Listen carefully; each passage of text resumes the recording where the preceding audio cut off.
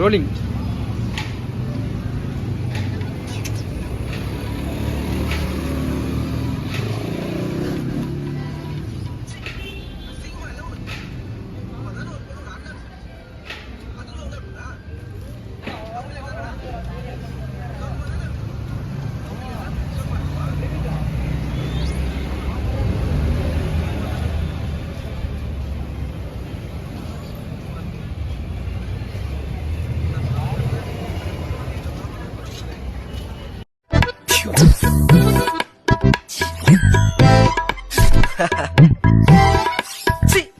அசிங்கமா இல்ல உனக்கு?